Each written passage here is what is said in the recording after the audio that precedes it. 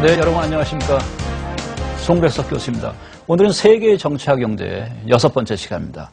지난 시간에는 소국적 기업과 세계 경제라는 주제로 같이 공부해봤습니다. 오늘은 위기 경계에 놓인 세계 식량이라는 주제로 같이 공부해 보도록 하겠습니다. 그럼 먼저 오늘의 수업 내용을 한번 살펴보도록 하시죠. 오늘 이 시간에는 첫째, 세계 식량이 충분함에도 굶주리는 현상이 없어지지 않는 이유를 논의하고 그 대안을 생각해 봅니다.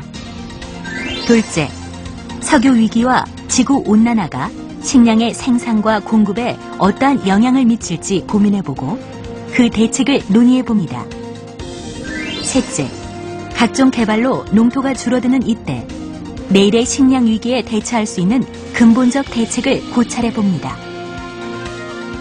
네, 오늘의 수업 내용 잘 들으셨습니까? 오늘은 세계 식량 문제에 대해서 같이 공부하시게 될 전문가 한 분 모셨습니다. 인천 도시생태 환경연구소의 박병상 소장님 모셨습니다. 소장님, 감사합니다. 네, 안녕하세요. 예, 반갑습니다. 예. 오늘 선생님께서 세계 식량의 위기에 대해서 말씀해 주시는데요. 사실 음식 쓰레기만 하더라도 13조 원어치나 된다 이런 얘기를 들었습니다. 연간 13조 원어치. 그렇죠. 예, 예. 그러시면서 소장님께서 식량 위기와 경계를 얘기하셨습니다. 그렇다면 위기는 무엇이고 경계는 무엇입니까? 이 시간에 식량의 역설이라고 할까 한번 그런 걸 얘기를 해볼까 하는데요. 네. 저는 이제 경계라고 하는 것은 위기란 의미, 위기하면 보통 위험한 걸 생각하지만 풀어보면 위험과 기회를 같이 가지고 있는 거니까요. 바로 그 경계면에 있다는 의미입니다. 잘못했다가는 식량 문제로 전 세계가 위험에 휘말릴 수가 있겠고, 전쟁도 일어날 수 있겠고, 기아가 지금 더 심해질 수도 있겠고, 돈 많은 국가든 아니든 간에 그런가 하면 지금서부터 잘 준비하면 골고루 다 나눌 수 있는 밥이 될 수 있겠다는 생각을 합니다. 음식 쓰레기가 13조 원어치다. 흔히들 그렇게 얘기하는데요. 글쎄, 이건 누가 어떻게 조사했는지 사실 좀 궁금합니다. 저희 집에서는 그렇게 안 버리거든요. 네. 아마도 식당에서 버릴까요? 식당도 그렇게 버리는 것 같지는 않아요. 네. 알뜰하게 내놓거든요. 네. 상당 부분은 아마 공장에서 나올 것 같습니다. 네. 가공하는 과정에서 상당히 많이 버리고요. 그리고 또 하나는 가공된 식품이죠. 바로 그 유통기한이 다 됐다는 이유로 충분히 먹을 수 있는 것도 버려야 되거든요. 버리지 않으면 법에 위반되게 되죠. 예를 들면 오스트리아의 제1의 도시에서 버리는 식량의 양이 제2의 도시가 다 먹을 수 있는 양입니다. 네. 뜯지도 않은 채 버려지고 있죠. 네. 이런 것들이 이제 위기를 가지고 온다고 하는데 서양 사람들이 우리나라 특히 여성들 보면 참 부러워해요. 체형이 날씬하잖아요. 스타일리시하니 어쩌니 이런 소리 하는데 우리나라 사람들이 밥을 잘 안 먹거나 어떤 운동을 많이 하거나 이런 거는 아니라고 생각합니다. 그건 어디나 다 마찬가지일 것이고 아마도 먹는 것에 좀 차이를 둬야 될 거라고 보겠는데요. 이거는 우리나라 사람들이 대체적으로 좋아하거나 먹었던 것 전통적으로 이거는 땅에서 나오는 것입니다. 땅에서 나온 상태로 바로 먹는 것이 많아요. 채소가 많고 다양한 영양분이 있는 그 영양분이 파괴되지 않는 식단을 먹으면서 우리의 체형이 유지됐다고 볼 수가 있겠죠. 그런데 서양에서는 의외로 살찐 사람들이 많거든요. 그런데 그 살찐 사람들이 옛날 같으면 이제 돈이 많아서 많이 먹었기 때문에 이렇게 생각할 수 있겠지만 의외로 가난의 상징이 됐습니다. 이것이 바로 식량의 역설이라는 거죠. 예.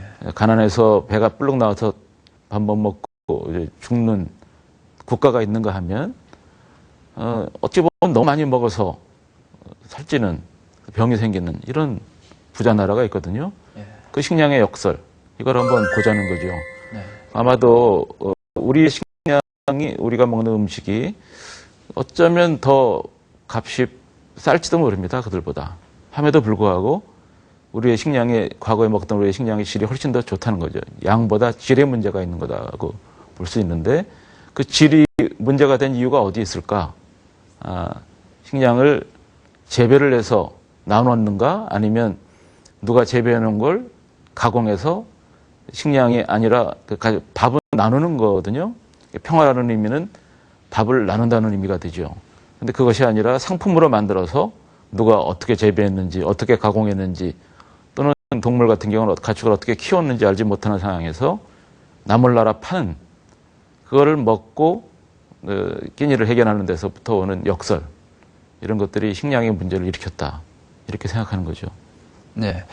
식량 재배를 얘기하셨는데 사실 우리가 농사를 통해서 식량 문제를 해결한 건 얼마 되지 않습니까? 이전에 우리 다른 동물처럼 그야말로 오래전에 사냥을 통해서 문제를 해결했었는데 농사의 역사는 어떻게 됩니까? 우리 사람이 다른 생물들하고 먹는 게 많이 다릅니다. 예. 다른 생물들은 온몸을 이용해서 뭐 발톱을 이용하든 주력을 이용하든 이빨을 이용하든 턱을 이용하든 그래서 배고플 때 먹죠. 시간이 돼야 먹는 게 아니고요. 우리는 익혀서 먹습니다. 예. 그리고 잘라서 먹죠. 도구를 사용하죠. 그뿐만 아니라 잘못 먹고 탈납니다. 이건 대부분의 동물들에게서 그런 현상은 벌어지지 않습니다. 내가 먹는 거, 안 먹는 걸 알지요. 그거는 아마 우리가 수렵 채취를 벌인 다음에 나타난 현상이 아닐까 이렇게 생각합니다. 사람은 당연히 농사지어 먹는다. 우리는 그렇게 생각하게 되죠. 그리고 막 12시 넘어야 밥 먹을 수 있고 뭐 이렇게 되지만 그렇게 된 지 사실 얼마 되지 않았거든요. 사람이 진화된 이유가 언제부터일까? 이건 학자마다 논란이 있지만 대략 10만 년이라고 봤을 때 우리는 90%의 세월을 수렵 채취했습니다. 네. 수렵 채취라고 하는 것은 땅에서 내 힘으로 직접 따오는 거죠. 다양한 것을 내 지역에 의존하면서 땅과 떨어지지 않았다는 의미가 되죠. 그런데 농사를 지면서 농사는 대략 1500년 전쯤에 시작했다고 학자들은 얘기합니다. 그게 이집트에서부터 그 시리아 뭐 이쪽 언저리 그 초승달 지역이라고 하는데 거기서부터 퍼져서 전 세계로 나갔다 이렇게 보죠. 최근에 사람이 간 데는 이제 지금부터 한 1200-300년 전에 하와이나 이스터 섬이라고 하는데 퍼졌다고 하는데 그때는 아마 식량 재배 기술을 가져갔을 거예요. 그 전에 퍼졌던 사람들은 나중에 식량 재배 기술을 전수받았겠죠. 어찌됐든 지금은 전 세계가 똑같이 다 경작을 합니다. 하지만 과거에 수렵 채취로 우리가 섭취했던 다양한 식물들은 먹지 못해요. 희한하게 몇 가지 안 됩니다. 동물도 기껏해야 뭐 10여 가지, 또 식물도 마찬가지입니다. 뭐 쌀, 뭐 밀, 뭐 이런 정도에 지나지 않아요. 15종류. 사람 울타리에 들어올 수 있는 종류는 그렇게 많지 않다는 거죠. 그러면서 우리는 다양성을 잃었습니다. 옛날같이 땅에 의존해서 이것도 먹고 저것도 먹고 해서 건강하지 못하고 오직 몇 가지 안 되는 종자에만 의존하게 되는, 그래서 그 종자 중에 내 땅에 맞는 것만 심게 되는, 쌀 같은 경우도 우리가 먹는 쌀과 인도가 먹는 쌀이 다르듯이 이런 식으로 줄어들게 되는 거죠. 네. 지금 농사에 대해서 얘기하셨는데 사실 우리 식탁에 올라오는 많은 농산물들이 우리 농산물이 아니고 우리 땅에서 재배된 것이 아니고 외국 농산물이 많지 않습니까? 이런 현상이 우리뿐만이 아니라 다른 나라도 그럴 텐데 언제부터 뭐 보편화됐다 이런 그 기원, 배경 그리고 그러한 효과가 지금 어떻게 나타나는 것인가 궁금합니다. 다양성이라는 것을 우선 생각을 해봐야 될 것 같은데요. 다양성은 식물 종자의 다양성도 있고 유전적 다양성이 있습니다. 유전적 다양성이 있어야 다음 환경에 이겨낼 수 있는 힘이 강하죠. 그렇다면 유전적 다양성이 뭔지 우리 화면을 보면서 설명을 하면 좋겠습니다. 농산물이나 축산물, 그거 다 생물이니까요. 조상에게 물려받은 유전자가 다양하게 축적되어 있습니다. 그런데 우리가 어떤 목적을 향해서 품종을 계속 개량하면은 조상이 물려준 유전자 상당 부분을 잃어버릴 수밖에 없죠. 유전적 다양성 폭이 넓으면 넓을수록 다음 환경 변화에 이겨낼 수 있는 힘이 강합니다. 환경 변화는 어떻게 바뀔지 모르거든요. 하지만 폭이 좁으면 앞으로 바뀔 환경에서 이겨낼 수 있는 힘이 그만큼 약해질 수밖에 없죠. 그런데 문제는 이 식량 문제가 더 많이, 더 빨리 생산하기 위해서 기술이 도입됐는데 그것이 바로 녹색혁명이라는 것입니다. 그 녹색혁명이 식량이 없어서 굶주려야 되는 가난한 사람들에게 이익이 될 것 같이 얘기를 했지만 사실은 그거는 반대가 됐습니다. 왜냐하면 상품이 되었기 때문에요. 그리고 또 하나는 지역에 따라서 잘 되는 농작물이 다르니까요. 그러니까 너네는 콩을 심고 우리는 쌀을 심자 이런 식으로 비교 우위, 너네가 비교적으로 우리보다 나으니까 그걸 심고 우리는 이거 심고 바꾸자 이런 비교 우위 농법이 이제 도입됐는데요. 그 역시 취지처럼 제대로 되지 않았습니다. 왜냐하면 그 먹는 사람들끼리 논의해서 교환한 게 아니고 그걸 제3의 세력, 다국적 기업에 의존했기 때문이죠.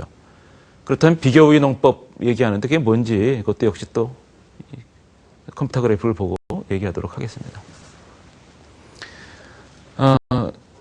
습도에 따라서 또는 기온에 따라서 농작물은 다를 수밖에 없거든요. 그래서 자기네 지역에서 잘 나오는 것 이것저것 다 심으려면 힘드니까 많이 나오지도 않으니까 그걸 나눠서 충분히 생산한 다음에 나누자. 그래서 안정적으로 공급할 수 있고 이런 쪽으로 농업이 시작된 것이 그것이 비교 우위 농법입니다. 하지만 그건 현실과는 실제로 이렇게 되질 않았어요. 그거를 어떤 그 힘 있는 권력에게 의존하게 됐고 그러니까 다국적 기업이죠. 거기서 돈 많이 되는 것 위주로 심게 되죠.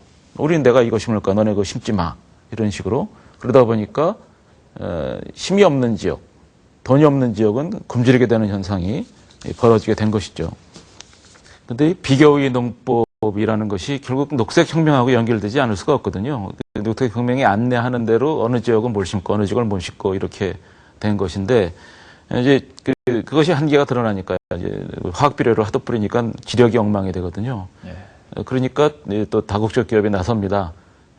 예를 들면 몬산토 같은 데서 유전자 조작한 농산물을 넣으면 이거 훨씬 더 환경도 좋게 되고 식량도 증산된다 하고 심었는데 오히려 지금까지 얘기했던 문제들이 더 증폭되는 거예요. 거기다가 뿐만 아니라 생각지도 않았던 문제. 그 유전자가 농산물에만 있어야 되는데 잡초에 옮겨가면서 잡초까지 제초제에 끄떡없게 되는 현상이 전 세계에 벌어지면서 식량 문제가 더 오히려 심각해질 수 있는 우려가 나타나게 되는 거죠. 뿐만 아니라 지금 식량을 팔고 사는 거기까지 다국적 기업이 개입합니다. 지금은 내가 돈이 있어서 사는 게 아니고 소문에 의해서 식량을 사게 됩니다. 그렇다면 러시아에서 화재가 났다 하는 소문이 나오는 순간에 식량값이 치솟는 그래서 돈이 없는 지역은 더 굶게 되는 이런 일이 발생되곤 하죠. 그러니까 우리 식탁에 외국 농산물이 오르는 배경에도 이 비교 우위 논리가 있고 결국 다국적 기업도 있고 돈의 논리가 있는 것이 아닌가. 투기의 논리가 이렇게 생각되고요. 또 우리 식탁 얘기하니까 생각나는 것이 뭐 육류 소비 있지 않습니까? 육류 소비가 과거보다 우리나라만 해도 급격하게 늘었지 않습니까? 육류 소비 얘기하니까 소고기 문제도 생각나고 광우병 파동도 생각나고 하는데 이런 육류 소비가 진행되기 시작한 것도 그렇게 어떤 큰 인류학적인 그러한 배경을 한번 생각해 봐야 될 것 같습니다. 어떻습니까? 제가 유전자 조작 농산물 반대 운동을 잠깐 한 적이 있습니다. 그때 이후로 이제 고기를 안 먹기 시작했는데요. 사실 우리나라에 그 고기가 많이 먹게 된 게 80년대부터가 아닌가 싶은데요. 그런데 이상하게도 사람들이 고기를 먹지 않으면 밥을 먹지 않았다. 배고프다는 얘기가 고기 먹고 싶다. 이런 쪽에까지 얘기가 나온다고 하네요. 그 정도로 고기가 이제 많아진 것은 바로 그 식량, 농산물이 과잉 생산되면서 이것을 상품이 됐는데 상품을 살 수 없는 사람들이 많거든요.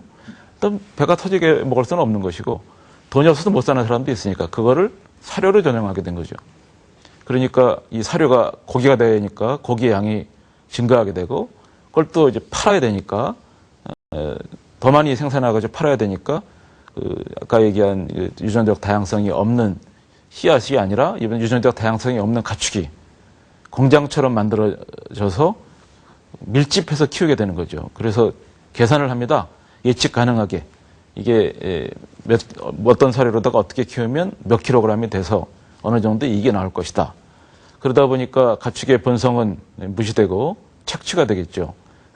병아리들은 서로 쪼지 못하게 하려고 부리를 자른다거나 또 그 돼지 같은 경우는 밀집되어 있으면은 서로 등과 등이 닿고 꼬리가 닿고 하는 대로 이제 밀집되거든요. 그러면 앞에 걸 무릅니다.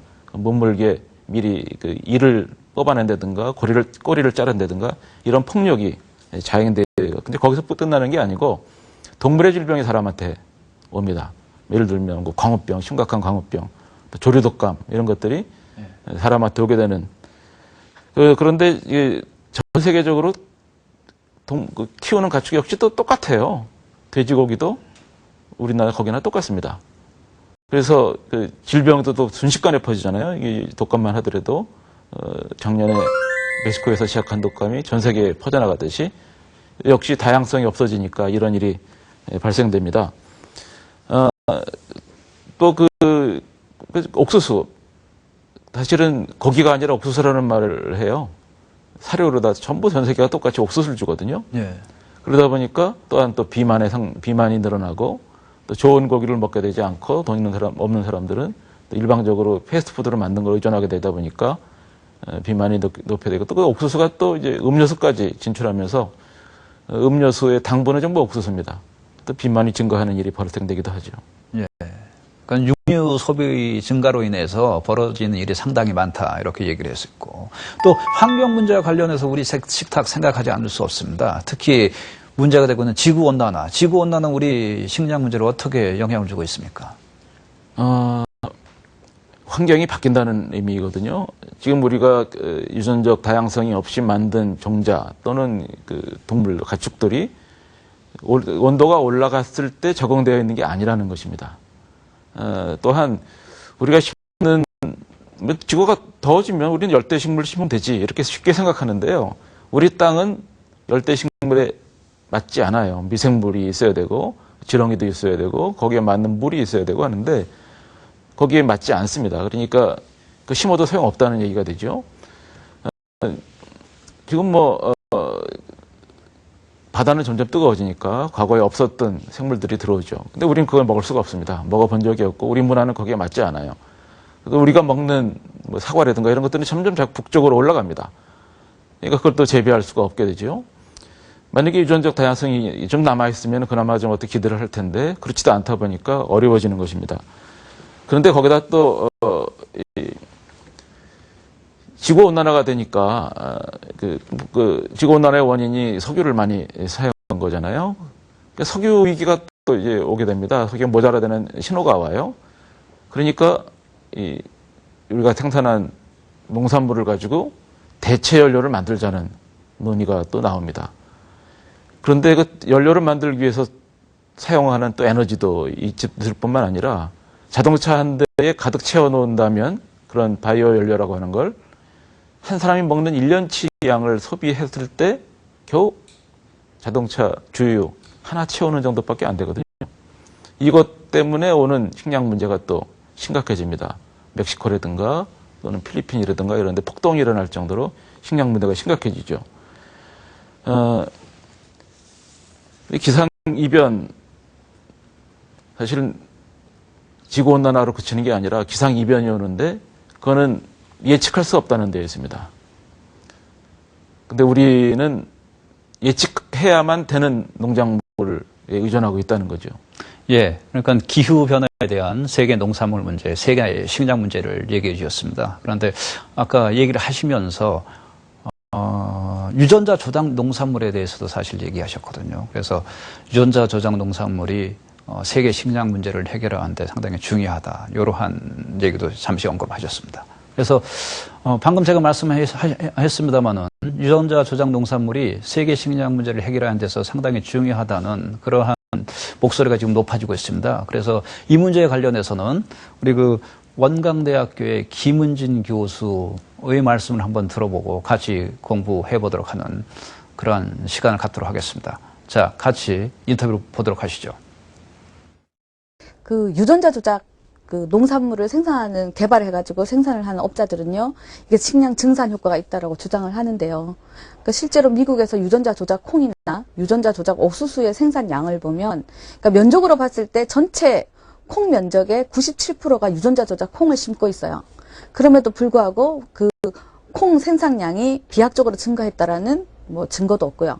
옥수수 같은 경우에 미국이 유전자 저작 옥수수가 일반 옥수수 전체 옥수수 면적의 80% 가까이가 되는데 옥수수도 마찬가지로 유전자 조작 옥수수를 심음으로써 그 생산량이 비약적으로 증가했다는 증거가 없다는 거죠. 그렇기 때문에 식량 증산에 효과가 있는 건 아니고 오히려 그것을 통해서 종자를 판매할 수 있는 기업이 그 종자를 판매를 해서 그거로부터 엄청난 수익을 얻게 되고요. 그러면은 이제 당장 그러니까 종자를 사서 농사를 지어야 되는 농민들의 입장에서는 스스로가 종자를 선택할 수 있는 게 아니라 유전자 조작한 종자만을 선택할 수밖에 없는 이런 위치에 놓이게 되고 그렇다라고 하면 그러니까 우리가 무엇을 먹을 것인지를 스스로 선택할 수 있는 권리를 우리가 통상 식량주권이라고 하는데 식량주권이라는 측면에서 봤을 때 내가 먹고자 하는 종자를 고를 수 없다라는 것 자체는 식량주권에도 반한다고 볼 수 있죠.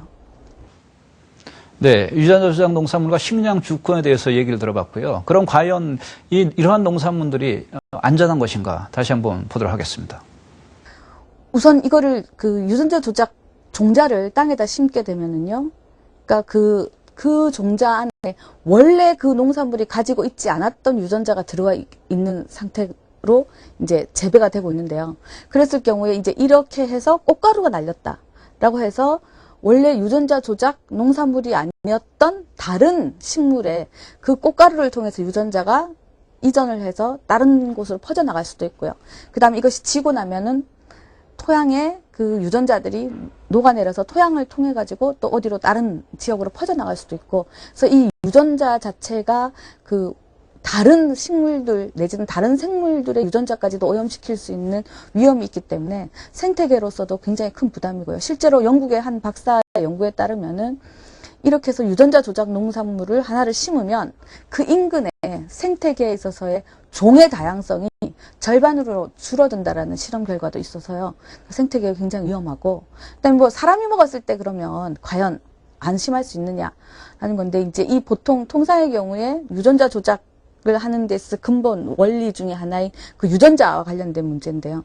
유전자가 단백질 성분이기 때문에 이거는 위에서 다 녹아서 장에서는 절대 잔존하지 않는다라고 주장을 했지만 실제로 영국에서 실험을 해보니까 장 내에 그 유전자 조작한 그 유전자 자체가 장 내에서 잔존을 하고 있었고요.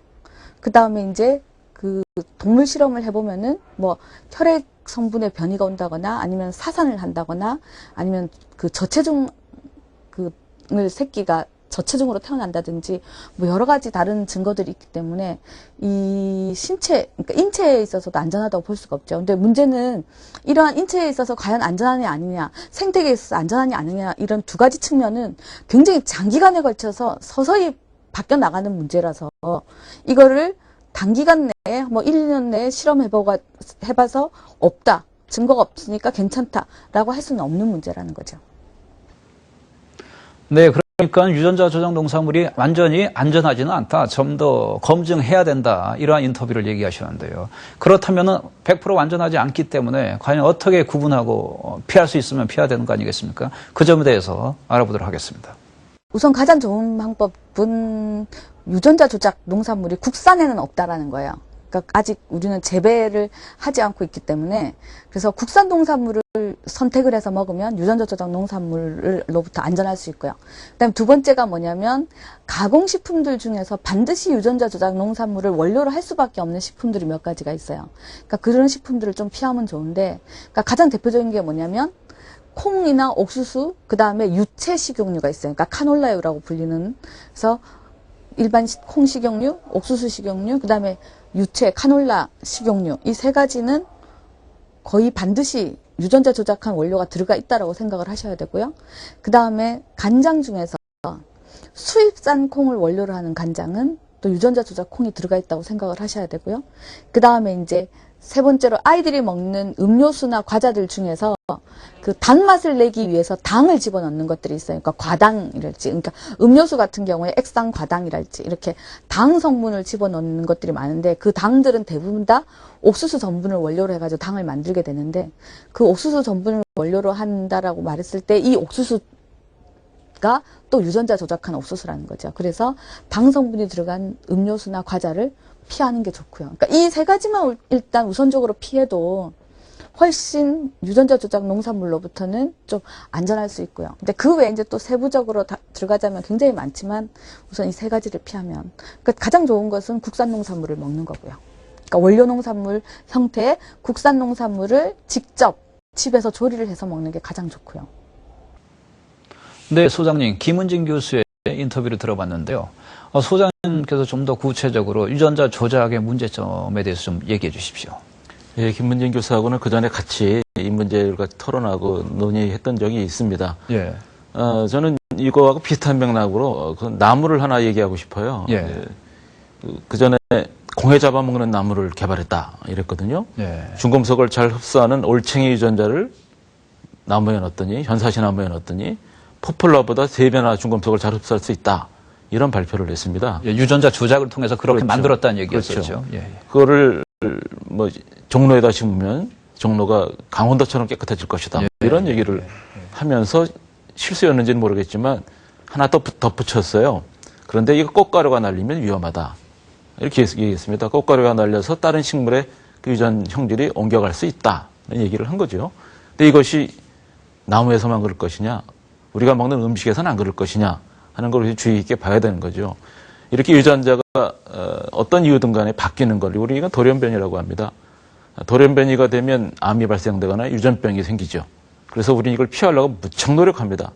그런데 유전자 조작 농산물은 일부러 돌연변이를 시켜서 또 우리가 그 간식도 아니고 주식을 먹지 않으면 안 되게 그 유전적 다양성까지 아예 없애버리는 그런 거를 그것도 배고픈 지역에서 요구한 것이 아니고 다국지역 기업에서 마치 배고픈 사람들한테 제공해주기 위해서 연구한 것인 양 위장을 하면서 지금까지 우리가 얘기했던 식량 문제를 증폭시키고 있는 것이죠.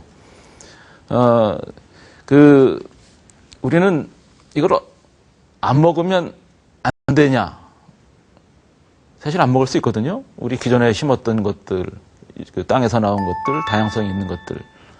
그렇다면 안 먹을 수 있는 방법이 무엇일까? 이런 거 사실 공부해야 되는데, 근데 저들은 이런 얘기를 합니다. 그 기존에 있는 농산물이나 이거나 실질적으로 똑같다. 생긴 것이나 맛이나 영양분이나 똑같다.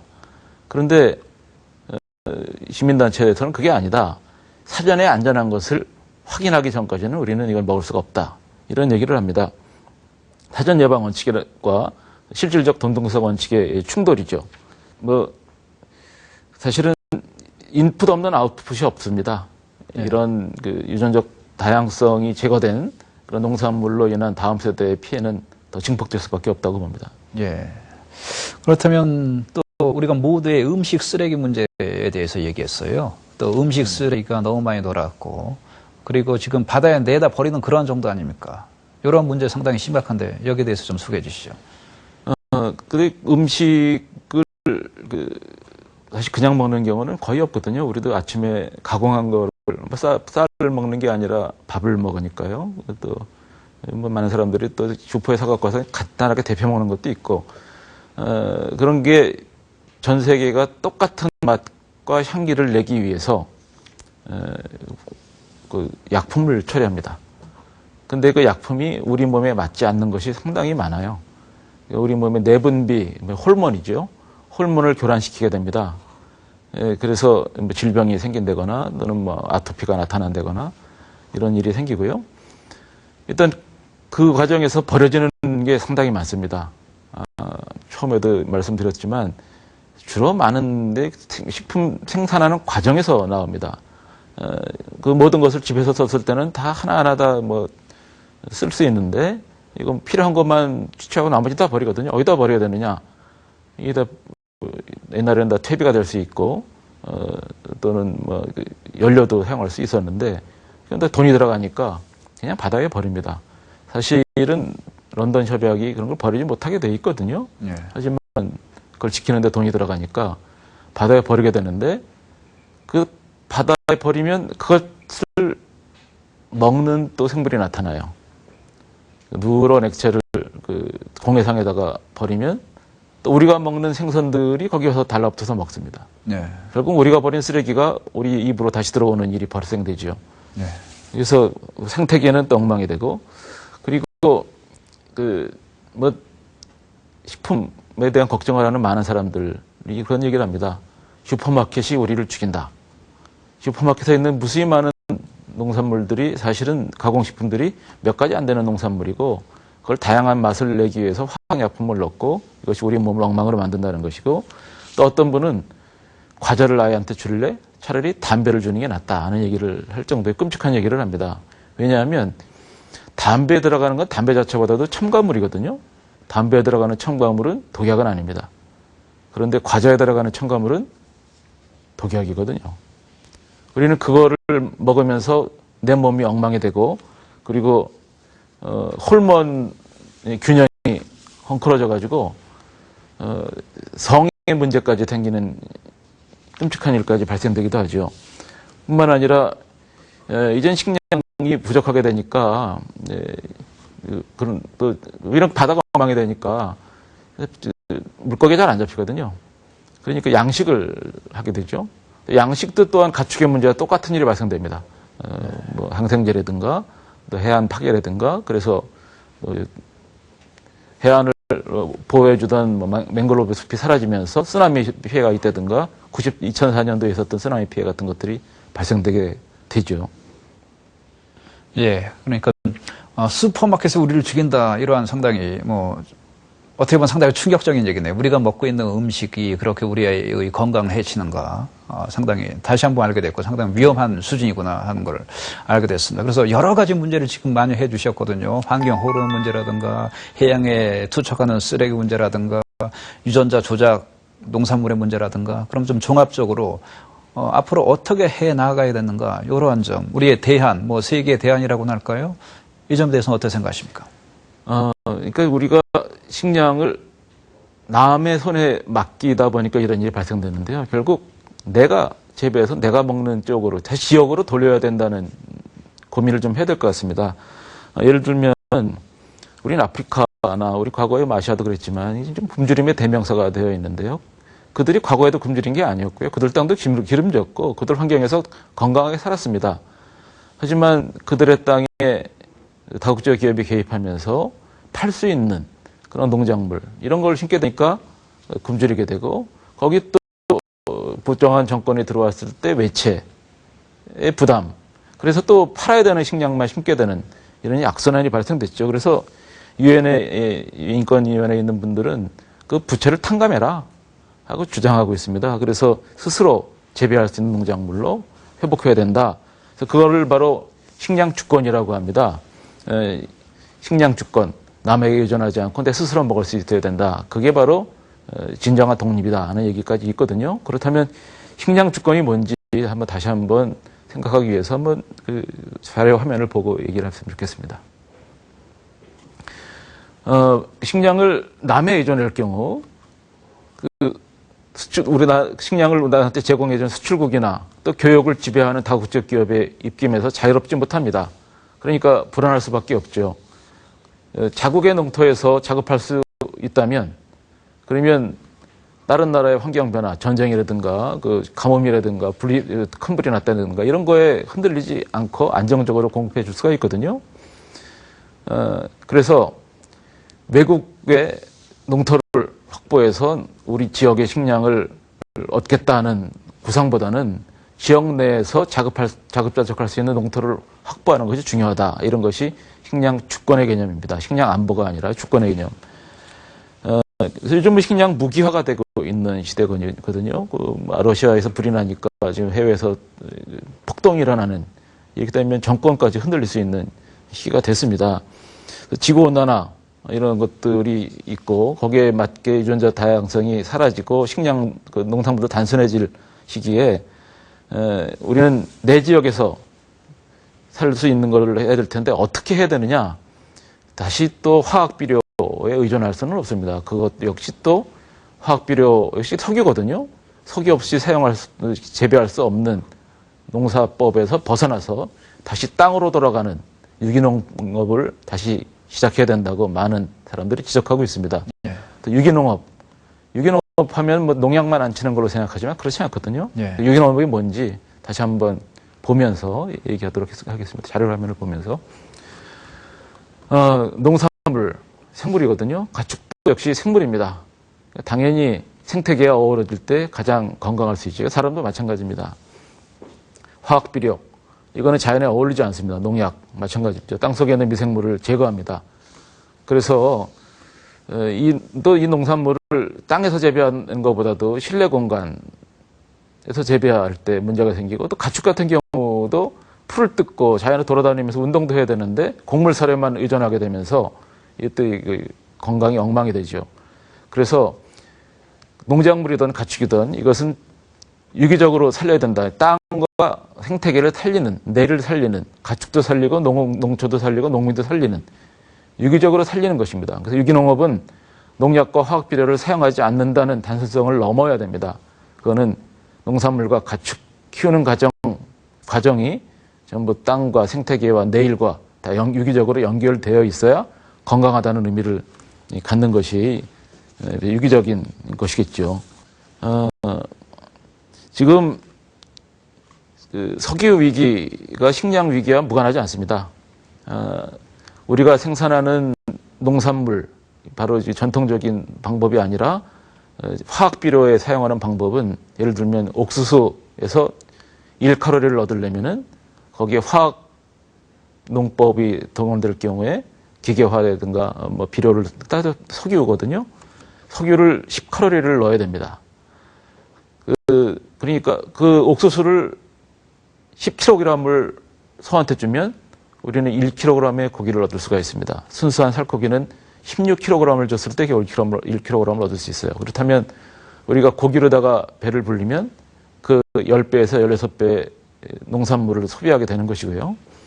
그러면 그것에 또 그 농산물의 10배의 석유 칼로리가 사라지게 되는 것입니다. 이것이 우리의 식량 위기를 일으키게 되는 것이죠. 근데 그 농산물 역시 유전적 다양성이 없는 것이 이제 문제가 되겠죠.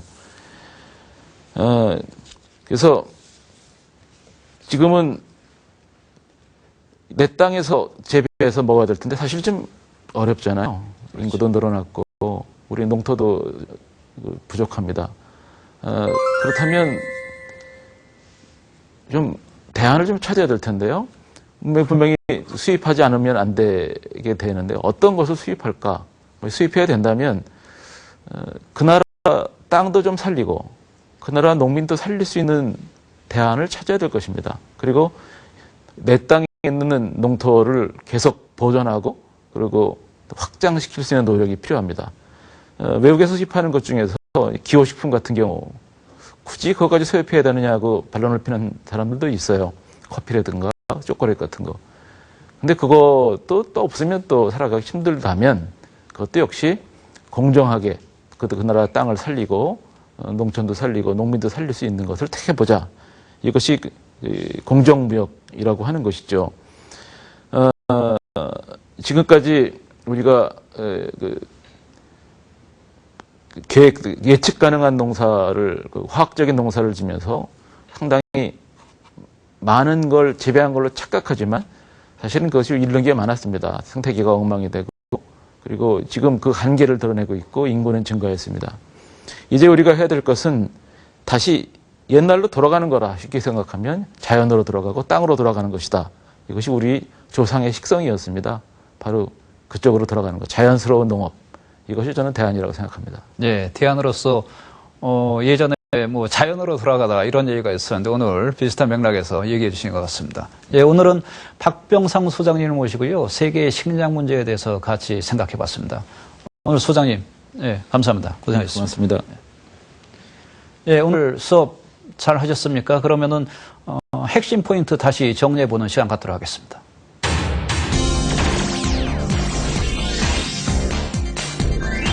식량이 이웃과 나눈 밥에서 남모르는 이에게 파는 상품이 되면서 식량이 남아 돌아감에도 굶는 사람이 많아지는 지역이 생겼고 비만이 가난의 상징이 된 지역이 생겼습니다. 1만 500년 전에 시작된 경작은 지역에서 자급자족을 가능하게 했으나 상품이 된 식량은 지경을 넘어 국가 사이의 경쟁을 부추기지만 그 이익은 다국적 기업의 차지가 되었습니다.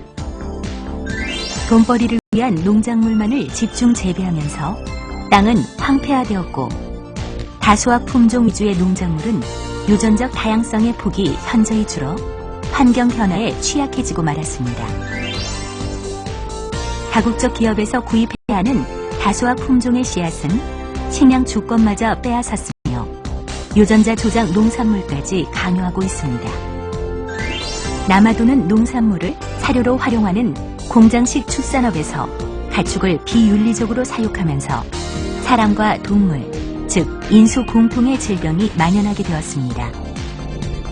농산물과 축산물이 세계적으로 단순해지면서 지역 고유의 음식 문화까지 획일화되었습니다. 돈벌이를 위한 개발은 농토까지 잠식하고 있고 인구는 증가하는데 석유에 의존해야 하는 화학농업은 이미 한계가 드러나고 있습니다. 획일적인 가공식품에 첨가되는 화학물질은 먹는 이의 건강을 해치고 마구 버리는 음식 쓰레기는 해양 환경을 오염시키는 가운데 지구온난화는 기존 농업과 축산업 그리고 수산업의 기반을 무너뜨리고 있습니다. 마지막으로 다시 식량에 문제가 없었던 시절의 농업으로 돌아가야 합니다.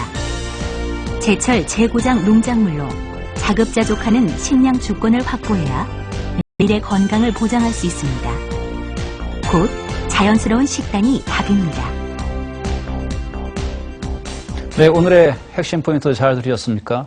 오늘은 세계 식량 문제를 가지고 같이 공부해 봤습니다. 식량 문제 공부하면서 여러 가지 주제와 같이 더불어서 생각해 봤는데요.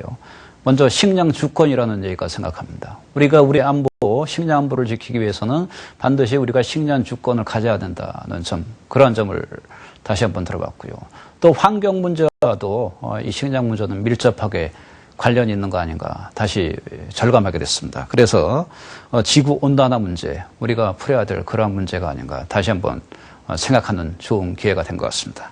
그리고 역시 식량 문제에도 그 바탕에는 이 돈의 논리가 크게 작용하고 있고 역시 다국적 기업의 손에서 다국적 기업의 영업망에서 벗어나지 못한다는 그러한 사실을 새삼 실감하게 됐습니다. 그래서 오늘 어떻게 다양한 주제와 함께 세계 식량 문제 같이 공부했는데요. 어떻게 생산적인 시간이 되셨습니까? 다음 시간에는요. 국제 환경 협력과 에너지 문제라는 주제를 가지고 여러분 다시 한번 찾아뵙도록 하겠습니다. 감사합니다. 고생하셨습니다.